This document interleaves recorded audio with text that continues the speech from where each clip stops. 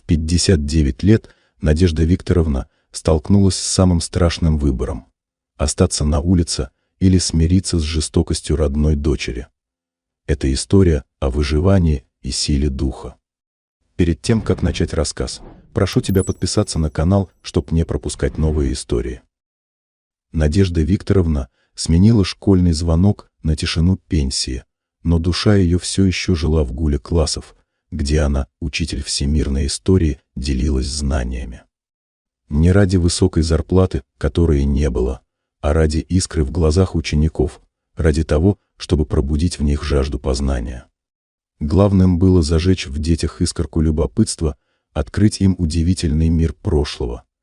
Она была настоящим мастером своего дела, ее уроки ждали, ее слова ловили, ее знания ценили. Но теперь, когда страницы учебников были закрыты, а меловый скрип остался в прошлом, Надежда Викторовна ощущала зияющую пустоту. Пенсия, что должна была принести покой, оказалась лишь продолжением вечной борьбы за выживание. Каждый месяц это был шахматный этюд, как растянуть скромную сумму, чтобы хватило на самое необходимое. Словно старый изношенный плащ, ее жизнь обветшала, но она продолжала держаться с присущим ей достоинством. 15 лет назад мир Надежды Викторовны рухнул, когда ее муж Алексей, ее опора и любовь, ушел из жизни от внезапного сердечного приступа. Его образ, его смех, его крепкая рука – все это было высечено в ее памяти, словно на камне. После его ухода жизнь потеряла часть своих ярких красок, став приглушенной, словно старая фотография. Но Надежда Викторовна была сильной женщиной, и она нашла утешение в своих детях, сыне Игоря и дочери Варваре. Они стали ее новым смыслом, ее якорем в бушующем море потерь. Игорь, 35-летний мужчина, выбрал путь стоматолога. Он жил в столице, успешно строил карьеру, обзавелся семьей, воспитывал своих детей. Его жизнь казалась образцом успеха и благополучия. Надежда Викторовна гордилась им, но всегда чувствовала некую дистанцию, обусловленную расстоянием и его занятостью. Варвара, на 2 года младше Игоря, пока не нашла своего призвания. 33-летняя, она оставалась безработной, полагаясь на своего мужа Максима. Она всегда была более импульсивной, эмоциональной, чем ее сдержанный брат. И вот уже несколько лет Надежда Викторовна делила свою 3-комнатную квартиру с дочерью Варварой, ее мужем Максимом и их 5-летним сыном Давидом. Квартира, которую они с покойным мужем купили, вкладывая в нее каждую копейку, каждый отложенный рубль, была не просто квадратными метрами, а настоящим символом их любви и труда. Поначалу их совместное проживание протекало мирно, словно спокойная река. Надежда Викторовна, добрая и заботливая по своей натуре, с удовольствием помогала по дому, занималась внуком, стараясь быть полезной и не быть обузой. Она любила Давида всем сердцем, и его звонкий смех часто разгонял мрачные мысли, которые порой наваливались на нее. Казалось, что жизнь, несмотря на все ее трудности, вошла в размеренное русло, и так будет всегда. Тихие вечера в их 3-комнатной квартире, наполненные детским смехом и разговорами о будничных делах, постепенно стали меняться. Варвара стала чаще заговаривать о будущем, о том, как им с Максимом хотелось бы большего пространства, о том, как тесно им вчетвером. Надежда Викторовна поначалу не придавала этому большого значения. Она понимала, что молодым всегда хочется лучшего, и искренне радовалась за дочь, если та мечтала о большем комфорте. Но с каждым днем эти разговоры становились все более частыми, а намеки все более прозрачными, словно туман, который постепенно рассеивался, являя неприятную правду. Варвара могла вдруг сказать за обедом: «Мам, вот Давид подрастет, ему нужна будет своя комната. А куда мы 2-го ребенка денем? Тут и так места нет». Или когда Максим возвращался с работы уставший: «Максиму после работы нужно отдохнуть, а тут все друг у друга на головах». Представляешь, как ему тяжело? Надежда Викторовна слушала, кивала, но внутри у нее начинало зарождаться какое-то смутное беспокойство, похожее на предчувствие беды. Она старалась гнать от себя эти мысли, списывая их на свою излишнюю чувствительность, на возраст. Однажды вечером, когда Максим уже спал, а Давид был уложен, Варвара села рядом с матерью на кухне. За окном шел тихий дождь, и мерный шум капель создавал особую, интимную атмосферу, которую Варвара, казалось, использовала для своих целей. Надежда Викторовна уже собиралась ложиться спать, но Варвара вдруг заговорила серьезно, понизив голос, словно делясь тайной, которая на самом деле была ударом. «Мам, мы с Максимом тут поговорили», — начала Варвара, избегая прямого взгляда. Она теребила край скатерти, ее руки выглядели нервными. «Ты же понимаешь, что скоро нас станет больше. И мы просто не поместимся здесь». Надежда Викторовна нахмурилась. Она знала, что Варвара беременна, и, конечно, радовалась грядущему пополнению. Но ей и в голову не приходило, что это может стать проблемой для их нынешнего жилья. «Но как же, доченька? Вчетвером мы прекрасно здесь умещались, когда ты была маленькая. И все было хорошо». Варвара тяжело вздохнула, словно ей приходилось объяснять что-то очевидное несмышленому ребенку. «Мам, это другое. Сейчас другие времена. И нам, молодым, нужно свое пространство. Своя жизнь». Она сделала паузу, словно собираясь с мыслями, а затем выпалила, словно срывая пластырь.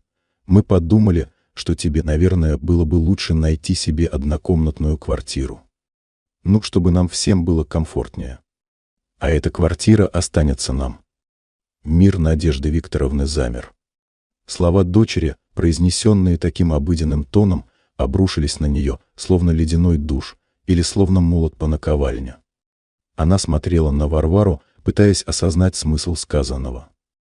Неужели ее родная дочь, которую она вырастила, выненчила, ради которой жертвовала всем, теперь предлагает ей покинуть собственный дом?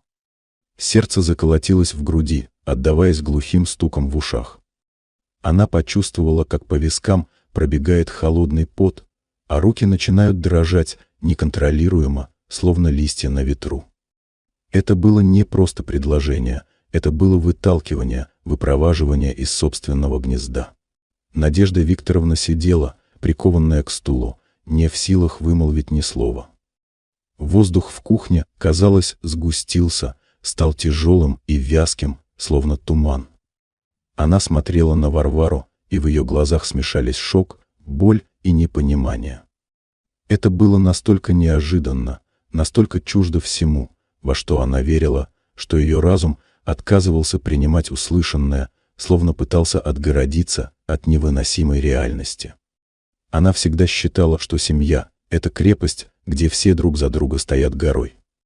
А сейчас эта крепость давала трещину, и трещина эта была нанесена ее собственной рукой. «Что ты такое говоришь, Варвара?» Наконец выдавила она из себя, и голос ее дрожал, словно струна, готовая порваться. «Это моя квартира. Мы с твоим отцом, покойным, сколько лет на нее копили, во всем себе отказывали. Мы и не мечтали о таком. И теперь ты предлагаешь мне отсюда уйти». Варвара, казалось, была готова к такой реакции. Ее лицо оставалось непроницаемым, без следа смущения или вины. «Мам, но это же логично», — спокойно ответила она, словно речь шла о каких-то бытовых мелочах, а не о судьбе матери. «Нам просто будет тесно. Ты же сама видишь. Давид растет, скоро еще один ребенок появится. Куда мы их всех денем? А тебе одной в однокомнатной будет самое то. Не так уж много места и нужно. Не так уж много места», — повторила Надежда Викторовна, ее голос сорвался на шепот, словно выдохшийся вздох. «А воспоминания? А вся моя жизнь, которая прошла в этих стенах? А твой отец, его вещи, его дух, который здесь остался? Разве это не имеет значения? Разве это можно просто так выбросить?» «Мам, но это все сентиментальности», — отмахнулась Варвара, словно от назойливой мухи. «Жизнь идет вперед. И нам нужно думать о будущем, о детях. Мы с Максимом просто не потянем снимать себе трехкомнатную квартиру. Ты же знаешь, какая у него зарплата. А тебе на твою пенсию должно хватить на аренду однушки. Пусть и в другом районе, может быть, подальше. Ну, или мы могли бы тебе помочь с поиском, найти что-нибудь подходящее. Слова дочери больно резали по сердцу, как острый нож. Моей пенсии? Она не могла поверить своим ушам. Варвара, ты хоть понимаешь, сколько я получаю? Еле-еле на еду хватает. А ты предлагаешь мне еще и аренду платить? На что я жить буду? Что я буду есть? А лекарства? Ты подумала об этом? Ну, мам, ну не драматизируй. Тон Варвары стал немного раздраженным, словно она устала от этой лишней дискуссии. Ты же всегда умела крутиться. И потом, это же не насовсем. Может быть, потом, когда дети вырастут, мы что-нибудь придумаем. Может, обменяем что-нибудь.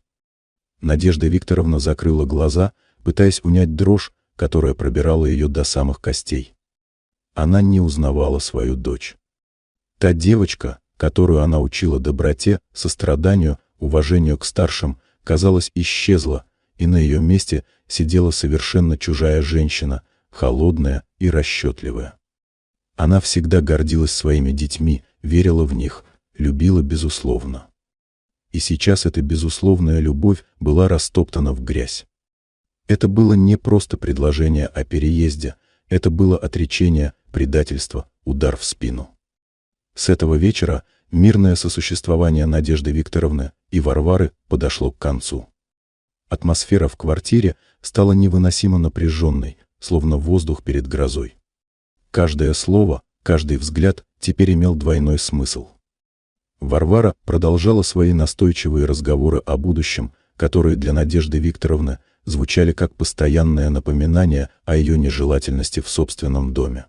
Утром за завтраком, когда Максим и Давид были рядом, Варвара могла начать: «Мам, а ты не думала, что в однушке меньше убираться? И не нужно будет так часто готовить на всех. Отдохнула бы, наконец». Она произносила это с такой невинной улыбкой, что со стороны казалось, будто она искренне заботится о матери. Но Надежда Викторовна понимала истинный подтекст этих слов, скрытую угрозу. По вечерам, когда Давид уже спал, Варвара могла подсесть к матери, когда та читала книгу, и начать свои уговоры. «Мам, ну вот подумай, это же будет лучше для всех. Мы будем жить своей жизнью, ты своей. Никто никому не будет мешать. Это же свобода. Ты сможешь делать, что хочешь». Каждый такой разговор ранило Надежду Викторовну все глубже. Она пыталась сопротивляться, апеллируя к здравому смыслу, к их общей истории, к тем годам, что они прожили вместе. «Варвара, ты же помнишь, как тяжело нам было с отцом, когда мы эту квартиру покупали? Мы же ради вас, детей, старались. Каждая копейка шла сюда». Но Варвара оставалась глуха к ее доводам. Она отвечала с ледяным спокойствием: «Мам, я понимаю, что это было давно. Но сейчас другая реальность. Мы не можем жить воспоминаниями. Нам нужно думать о нынешних детях. О их будущем. Они же наши дети, а не твои». Максим, муж Варвары, старался держаться в стороне от этих конфликтов, словно их не существовало. Он никогда не вступался за Надежду Викторовну, не пытался унять жену, что еще больше подчеркивало ее одиночество. Его молчание было громче любых слов, оно было согласием, безмолвным одобрением происходящего. Казалось, он полностью поддерживал Варвару в ее желании избавиться от тещи. Однажды, когда Надежда Викторовна случайно оказалась на кухне, когда Максим готовил себе чай, она решила напрямую обратиться к нему. «Максим, ты что думаешь обо всем этом? Неужели ты считаешь, что это правильно, так поступать?» Спросила она, ее голос был тихим, почти умоляющим. Максим вздрогнул, словно его поймали на месте преступления. Он избегал ее взгляда, уставившись в свою кружку. «Надежда Викторовна, ну Варвара же беременна. И нам действительно будет тесно. Вы же понимаете, что так лучше для всех. Мы же все одна семья, должны идти на уступки». Его слова были пустыми, лишенными какого-либо участия.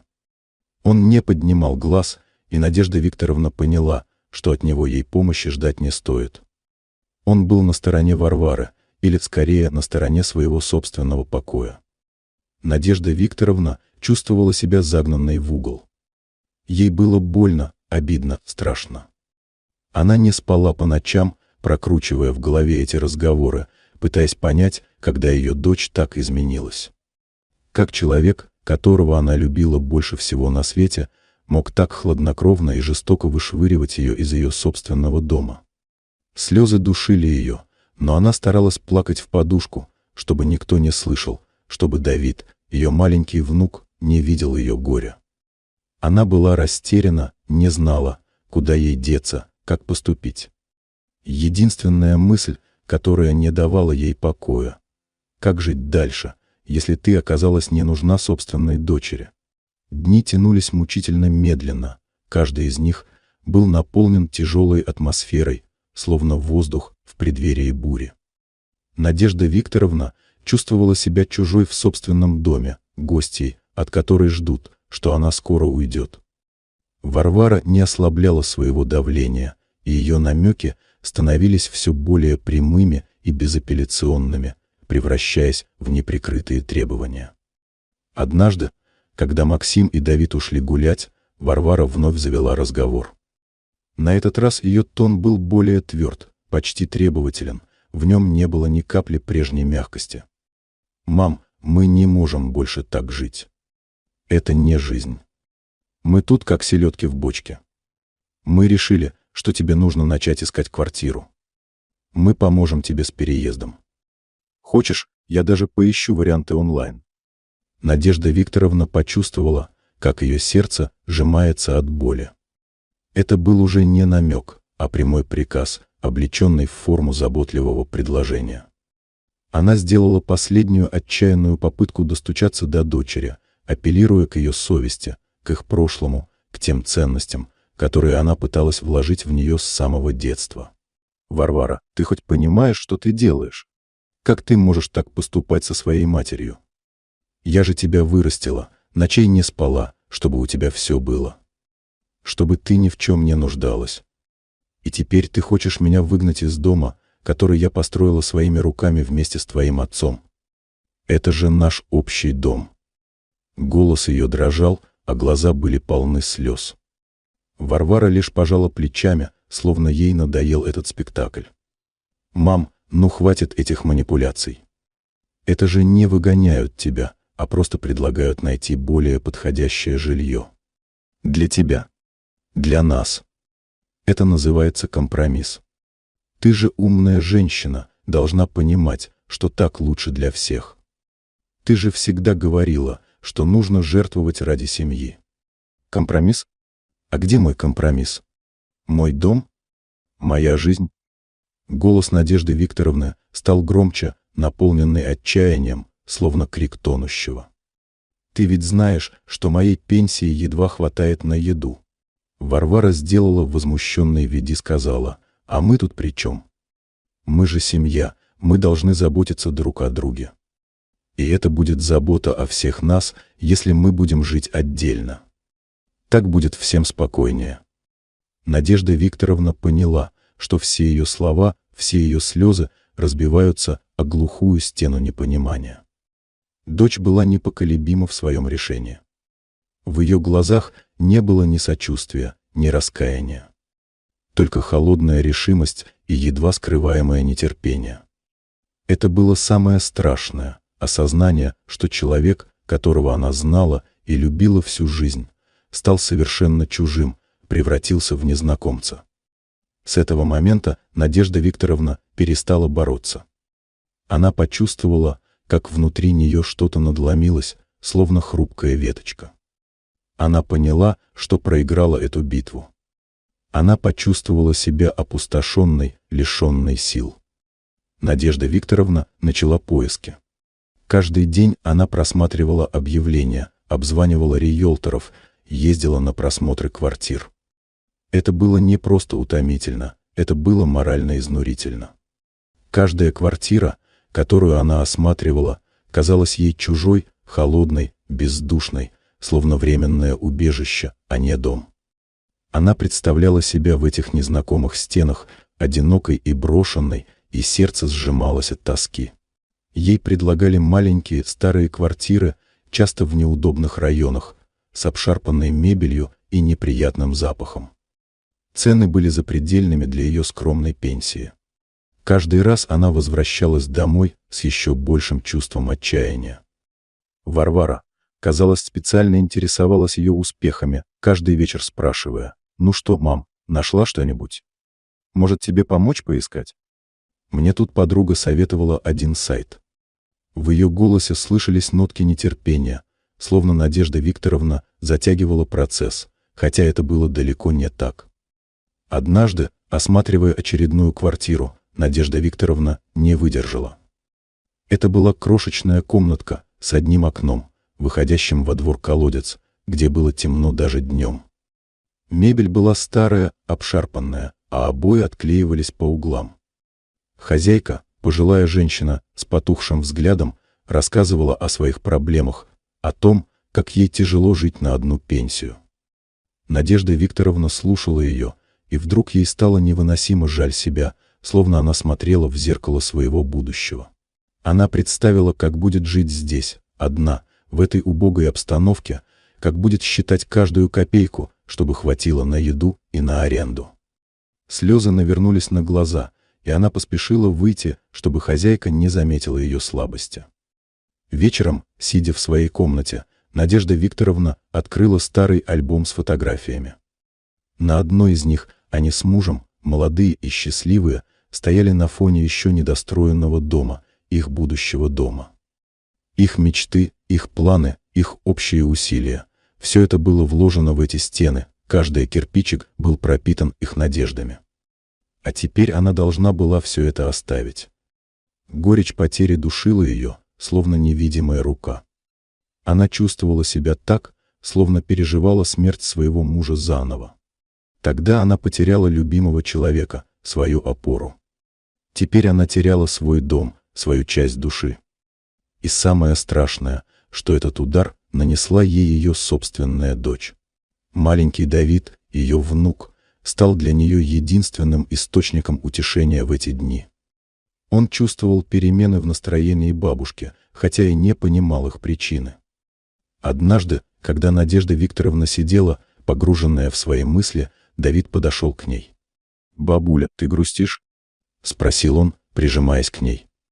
Его маленькая ручка погладила ее по щеке. Надежда Викторовна попыталась улыбнуться. «Нет, Давидик, просто задумалась. А ты уедешь? Мама говорит, что ты скоро уедешь. А кто мне будет сказки читать? И играть со мной?» Его глаза были полны детской тревоги. Сердце Надежды Викторовны сжалось. Она обняла внука. «Я не знаю, милый. Но я всегда буду любить тебя, где бы я ни была. И мы будем видеться, обещаю». В этот момент она почувствовала, что ради него, ради его невинности, она должна держаться. Она думала об Игоре. Ей очень хотелось позвонить ему, рассказать обо всем, излить свою душу. Но она не хотела его беспокоить, не хотела, чтобы он вмешивался в их семейные дела. К тому же, она всегда старалась быть сильной, не обременять детей своими проблемами. Но сейчас она была на грани. Ее душа разрывалась от боли и отчаяния. Надежда Викторовна все-таки нашла подходящую однокомнатную квартиру. Подходящую, это громко сказано. Она была маленькой, расположенной на окраине, в старом, неприметном районе, словно затерянном в лабиринте улиц. Но выбора у нее не было. Цена была минимальной из всех, что она смогла найти, но даже эта сумма значительно урезала ее и без того скудный бюджет, превращая его в жалкие крохи. День переезда был мрачным и тяжелым. Максим и Варвара, хоть и помогали ей, но делали это с таким видом, словно отбывали повинность, спеша поскорее закончить, чтобы вернуться к своей новой, просторной жизни. Их движения были механическими, лица отстраненными. Давид, не понимающий всей трагедии происходящего, бегал вокруг, спрашивая, почему бабушка уезжает. «Бабуля, а ты далеко. А мы будем к тебе приходить?» Его невинные вопросы, словно кинжалы, впивались в сердце Надежды Викторовны. Она с трудом сдерживала слезы, обнимая внука, его маленькое тельце казалось ей единственной ниточкой, связывающей ее с прошлым. Когда последние вещи были погружены в машину, Надежда Викторовна в последний раз оглядела свою трехкомнатную квартиру. Стены, которые столько лет были свидетелями ее радостей и горестей, ее семейной жизни, теперь казались чужими, равнодушными. В воздухе витал запах чужих надежд и желаний. Она провела рукой по обоям, по которым когда-то ползал ее маленький Игорь, а потом и Варвара, и с трудом вышла за порог, словно отрывая от себя кусок плоти. Новая квартира встретила ее тишиной и запахом пыли, одиночеством, которое обрушилось на нее, как тяжелое одеяло. Вся ее нехитрая мебель выглядела в этом маленьком пространстве громоздкой и неуместной, словно чужая. Она расставляла вещи механически, без всякого вдохновения. Каждая вещь напоминала ей о прошлой жизни, о доме, который она потеряла. Когда Варвара и Максим уехали, наступила тишина. Оглушительная, давящая тишина, которая звенела в ушах. Надежда Викторовна села на стул посреди пустой комнаты и разрыдалась. Она плакала долго, беззвучно, зажимая рот рукой, чтобы никто не слышал ее рыданий, чтобы ее слабость осталась только с ней. Это были слезы отчаяния, слезы обиды, слезы одиночества. Она чувствовала себя опустошенной, словно из нее вынули часть души, выкачали все соки. Ее дом, ее крепость, ее убежище — все это теперь принадлежало другим. И это были самые близкие ей люди. Денег едва хватало на еду. Она тщательно планировала каждую покупку, отказывая себе во всем, чтобы хоть как-то прожить до следующей пенсии. Завтраки стали скудными, обеды — однообразными, ужины — символическими. Голодный желудок был постоянным напоминанием о ее новой, убогой жизни. Она часто чувствовала себя слабой, усталой, но продолжала держаться, не давая себе расслабиться. Что будет дальше? Как она выживет? Эти вопросы терзали ее, не давая покоя, словно ядовитые змеи, обвившиеся вокруг ее сердца. В первые дни после переезда Надежда Викторовна жила как в тумане. Одиночество давило невыносимо, а физическая слабость из-за скудного питания только усиливала чувство безысходности. Она почти не выходила из квартиры, боясь встретиться с соседями, боясь их вопросов, боясь их жалости. Ей было стыдно, унизительно, что ее, пожилую женщину, собственная дочь выгнала из дома. Но однажды вечером зазвонил телефон. Это был Игорь. Он звонил регулярно, справлялся о ее здоровье, о настроении. Но сейчас в его голосе прозвучало что-то новое, какая-то настороженность, словно он что-то почувствовал. «Мам, Варвара мне что-то невнятное сказала, что ты переехала». «Это правда? Почему ты мне ничего не сказала? Почему я узнаю это от нее, а не от тебя?» В голосе Игоря прозвучала тревога, смешанная с недоумением. Надежда Викторовна замялась. Ей было невыносимо тяжело рассказывать сыну о том, что произошло. Но она знала, что он ее поймет, что он не осудит, что он будет на ее стороне. Сквозь слезы она рассказала ему обо всем, о разговорах Варвары, о ее настойчивости, о том, как ей пришлось искать квартиру, о финансовых трудностях, о своем унижении. На том конце провода воцарилась тишина, тяжелая, давящая. Затем голос Игоря стал твердым, полным возмущения, словно ледяной гнев. Как она могла? «Мама, как Варвара могла так поступить? Это же ваша квартира, ваша с папой. Это же ваше гнездо. И она посмела». Сердце Надежды Викторовны наполнилось теплом. Вот он, ее сын. Он не осуждал, не отмахивался, а искренне сопереживал. Он был ее защитником. «Сыночек, ну что теперь, так уж получилось», — пыталась она успокоить его, хотя самой было неспокойно. «Нет, мам, так не пойдет», — решительно заявил Игорь, и в его голосе прозвучала сталь. «Я сейчас же к тебе приеду. И это мы с ней еще поговорим. Она у меня узнает, что такое совесть». Через несколько часов Игорь был у нее. Он приехал не с пустыми руками. Он привез с собой огромные сумки с продуктами, которых ей хватило бы на несколько недель, словно запас провизии для осажденной крепости. Он осмотрел ее новую квартиру, и его лицо помрачнело, выражая глубокую печаль. «Мам, это же кошмар. Как ты тут живешь? Это же не для тебя. Ты заслуживаешь лучшего». Надежда Викторовна впервые за долгое время почувствовала себя не одна. Присутствие сына, его забота, его искреннее возмущение несправедливостью — все это было для нее целительным бальзамом, словно живая вода, исцеляющая раны. Игорь остался у нее на ночь, и они долго разговаривали. Он обещал ей помогать, привозить продукты, поддерживать финансово, чтобы она не голодала.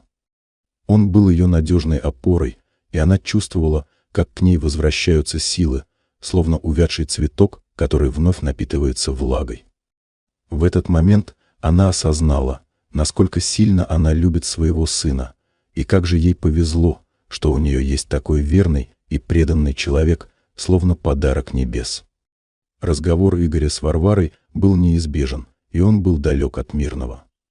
Надежда Викторовна слышала крики, доносящиеся из соседней комнаты, где они разговаривали, словно два зверя, дерущихся за свою территорию. Игорь не сдерживался, его голос был полон гнева и разочарования, его слова летели, словно острые стрелы. «Как ты могла, Варвара? Как ты посмела выгнать маму из ее собственного дома? Ты вообще понимаешь, что ты натворила? Ты потеряла всякую совесть!» — кричал Игорь, его голос дрожал от ярости. «А что такого? Она же сама согласилась. Она же сказала, что так будет лучше», — отвечала Варвара, но ее голос звучал уже не так уверенно, как раньше, в нем слышались нотки растерянности и обиды. «Нам нужно было место. Мы же ждем ребенка. Тебе легко говорить, у тебя своя квартира.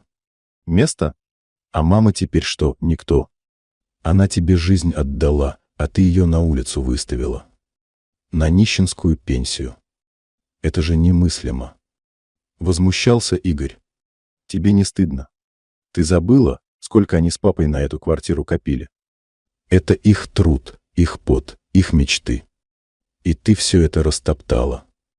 Не тебе меня судить, Игорь. Ты живешь в своей столице, тебе легко. Ты не знаешь, как нам тяжело». Максим едва сводит концы с концами. Огрызалась Варвара, переходя в контратаку. Разговор перерос в настоящую словесную перепалку. Обвинения летели с обеих сторон, словно камни, брошенные в друг друга.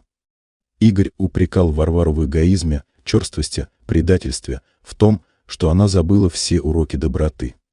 Варвара, в свою очередь, пыталась оправдаться, ссылаясь на трудное финансовое положение, на необходимость заботиться о своих детях. Но ее оправдания звучали жалко и неубедительно, словно попытки оправдать воровство чужим горем. Надежда Викторовна сидела в своей комнате, прислушиваясь к каждому слову. Она чувствовала боль от того, что ее дети, ее родная кровь, ссорятся из-за нее. Но в то же время она чувствовала облегчение от того, что Игорь вступился за нее, что он не оставил ее в беде, что он встал на ее защиту.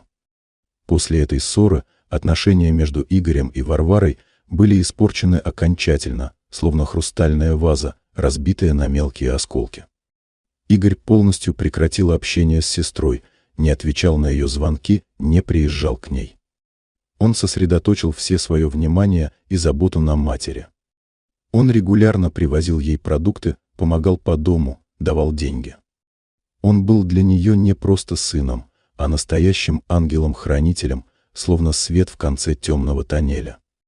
Надежда Викторовна благодарила его каждым своим взглядом, каждым словом.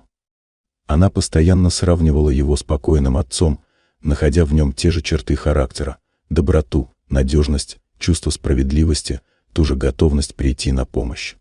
Она же полностью прекратила общение с дочерью. Каждый звонок Варвары, каждая ее попытка выйти на связь вызывали у Надежды Викторовны лишь болезненные воспоминания и чувство глубокой обиды. Она не могла простить ей то, что Варвара сделала, и стена между ними росла с каждым днем, становясь все выше и неприступнее. Месяцы шли за месяцами, словно песок сквозь пальцы. Надежда Викторовна жила, опираясь на поддержку Игоря. Он был ее единственной связью с внешним миром, ее единственным утешением. Ее маленький мир состоял из его визитов, его звонков, его бесконечной заботы, словно островок покоя в бушующем море. Она старалась отгонять от себя мысли о Варваре, но они все равно иногда просачивались в ее сознание, причиняя боль, словно занозы. Она слышала, что у Варвары родился ребенок, девочка, но не могла заставить себя пойти к ней, чтобы поздравить. Боль от предательства была слишком сильна, слишком свежа. Варвара же, несмотря на рождение второго ребенка, столкнулась с новыми трудностями. 2 маленьких детей, безработица, постоянно растущие расходы — все это давило на нее и Максима, словно тяжелый пресс. 3-комнатная квартира, которую они так страстно желали, оказалась не такой уж и большой, когда в ней появились 2 маленьких детей, требующих постоянного внимания, шума, криков. Бесконечные пеленки, бессонные ночи, плач детей, домашние хлопоты — все это стало ее новой реальностью. Максима, который раньше казался ей опорой, теперь тоже охватило уныние. Он стал чаще задерживаться на работе, пить пиво с друзьями, избегая возвращаться в шумную и переполненную квартиру. Постепенно, с течением времени, Варвара начала осознавать масштаб своего поступка. Сначала это было смутное чувство вины, затем оно стало нарастать, превращаясь в тяжелое бремя, словно камень на сердце.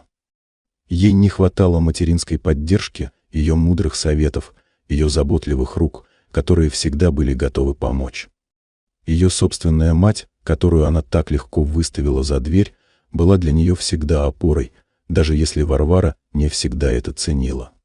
Она видела, как Игорь избегает ее, как он полностью отвернулся от нее. Это было для нее ударом, ведь отношения с братом всегда были для нее важны, а теперь они были разрушены. Его молчание, его холодность — все это стало немым укором, постоянным напоминанием о ее ошибке. Она понимала, что потеряла не только мать, но и брата, и, возможно, их дружбу навсегда. Однажды, когда Максим был на работе, а дети спали, Варвара сидела одна в тишине. Она смотрела на свою спящую дочь, такую маленькую и беззащитную, и вдруг ее пронзила мысль: а что, если когда-нибудь ее собственные дети также поступят с ней? Эта мысль была ужасной, леденящей душу, словно холодный ветер, пронизывающий до костей. Она представила себя на месте матери, одинокой и брошенной, и поняла, какую боль причинила Надежде Викторовне. Она увидела себя в зеркале вины, и это зрелище было невыносимым, ее собственное отражение казалось ей чужим и отвратительным. Слезы навернулись на глаза, и она не смогла их сдержать. Ей стало невыносимо стыдно за свой эгоизм, за свою жестокость. Она поняла, что совершила страшную ошибку и что ей необходимо все исправить, пока не стало слишком поздно. Варвара долго не решалась. Страх быть отвергнутой, страх увидеть в глазах матери осуждение был очень силен, словно тяжелый груз на плечах. Но чувство вины и отчаяния были сильнее, они толкали ее вперед, не давая покоя. Наконец, она набралась смелости и поехала к матери. Она купила букет ее любимых цветов, скромных, но таких знакомых ромашек, и поехала на тот самый, старый, неприметный район, где теперь жила Надежда Викторовна. Дорога казалась бесконечной, каждый поворот приближал ее к неизбежному моменту. Когда Надежда Викторовна открыла дверь, она увидела Варвару, стоящую на пороге с опущенными глазами и букетом в руках.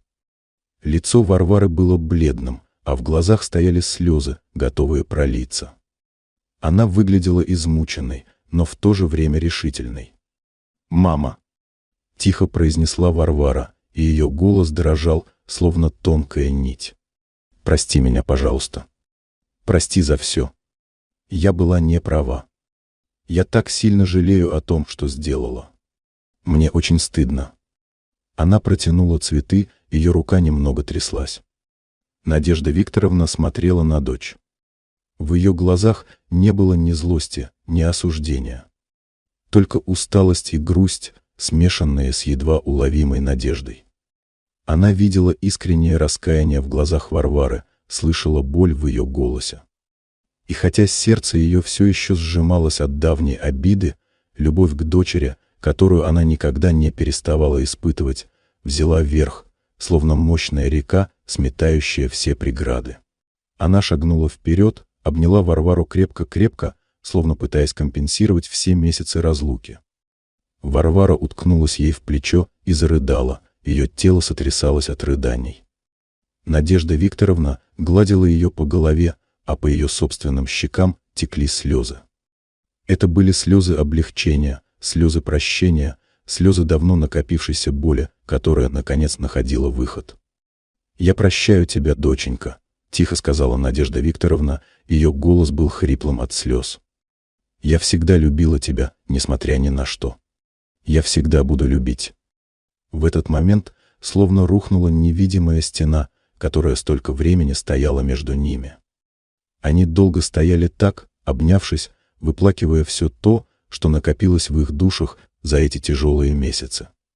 Они сели на кухне, и Варвара рассказала ей обо всем, о своих трудностях, о своих переживаниях, о том, как она осознала свою ошибку, о бессонных ночах и тяжелом грузе на сердце.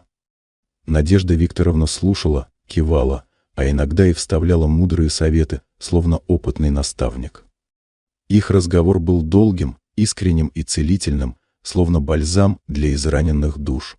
С этого дня отношения между матерью и дочерью начали восстанавливаться. Это был долгий и непростой путь, полный сомнений и неловких моментов, но они обе были готовы пройти его. Варвара стала чаще приезжать к матери, помогала ей по дому, привозила продукты. Она старалась вернуть то доверие, которое разрушила, восстановить утраченную связь. Они вместе ходили по магазинам, готовили любимые блюда Надежды Викторовны, просто разговаривали по душам. Надежда Викторовна чувствовала, как постепенно оттаивает ее сердце, как уходит боль. Она видела, что раскаяние Варвары искренне, что она действительно изменилась. Одним из самых трудных моментов было восстановление отношений с Игорем. Варвара знала, что брат все еще злится на нее, и это давило на нее. Однажды, когда Игорь приехал к Надежде Викторовне, Варвара тоже была там. Встреча была неловкой. «Игорь», — тихо сказала Варвара, — «я хотела бы поговорить. Я знаю, что ты злишься, и у тебя есть на это полное право. Я поступила ужасно. Я очень виновата перед мамой и перед тобой». Игорь долго молчал, глядя на сестру. В его глазах все еще читалась обида. Надежда Викторовна с тревогой наблюдала за ними, надеясь, что они смогут найти общий язык. «Я не знаю, Варвара», — наконец сказал Игорь. «То, что ты сделала, это непростительно. Мама столько пережила из-за тебя». «Я знаю», — тихо ответила Варвара. «И я готова отвечать за свои поступки. Я хочу все исправить. Я хочу, чтобы у нас снова была семья». Слова Варвары были искренними. Игорь, видя ее раскаяние и понимая, как много эта ситуация значила для их матери, смягчился. Он не простил ее сразу, но сделал первый шаг к примирению. Они поговорили долго и трудно, высказали друг другу все, что накопилось. Это был болезненный, но необходимый разговор. Надежда Викторовна, несмотря на боль, которую ей причинила Варвара, все равно продолжала ее любить. Материнская любовь – это то чувство, которое не гаснет, несмотря на обиды и разочарования. Она была рада, что ее дочь, хоть и поздно, но осознала свою ошибку. И теперь она могла вновь обнять свою дочь, зная, что, несмотря на все шрамы прошлого, их семья снова начинает обретать свое тепло и целостность. С течением времени жизнь Надежды Викторовны снова наполнилась смыслом. Она продолжала жить в своей однокомнатной квартире, но теперь она не чувствовала себя там одинокой. Игорь продолжал ее поддерживать, а Варвара, наученная горьким опытом, стала внимательной и заботливой дочерью. Она регулярно навещала мать, помогала ей по хозяйству, привозила внуков. Самым большим счастьем для Надежды Викторовны были внуки. Давид, который уже немного подрос, теперь часто приезжал к бабушке. Он снова стал ее лучиком света, ее радостью. Она читала ему сказки, играла с ним, учила его считать и писать. И даже маленькая внучка, которая родилась у Варвары, приносила ей огромную радость. Она часто говорила с Давидом: «Бабуля, а почему ты живешь здесь, а не там с нами?» Спросил как-то Давид, когда они лепили из пластилина. Надежда Викторовна улыбнулась. «Ну, так получилось, милый. Но главное, что мы все равно вместе, правда? И мы любим друг друга». «Да», — воскликнул Давид, обнимая ее. «Я тебя очень люблю». Эти слова были для Надежды Викторовны дороже всего на свете. Она поняла, что, несмотря на все испытания, жизнь продолжается. Что прощение — это сила, а любовь — это главное. Она обрела новый смысл, помогая Варваре с детьми, делясь своей мудростью и опытом. Она больше не чувствовала себя жертвой обстоятельств, а сильной женщиной, которая смогла пройти через боль и обиду и найти в себе силы простить. Ее отношения с детьми стали более глубокими и осознанными. Они научились ценить друг друга, понимать важность семьи и прощения. И хотя шрамы от прошлого остались, они стали напоминанием о пройденном пути, о том, как важно беречь своих близких. Надежда Викторовна, бывший учитель всемирной истории, теперь создавала свою собственную историю, историю прощения, любви и возрождения. И она знала, что это самая важная история в ее жизни.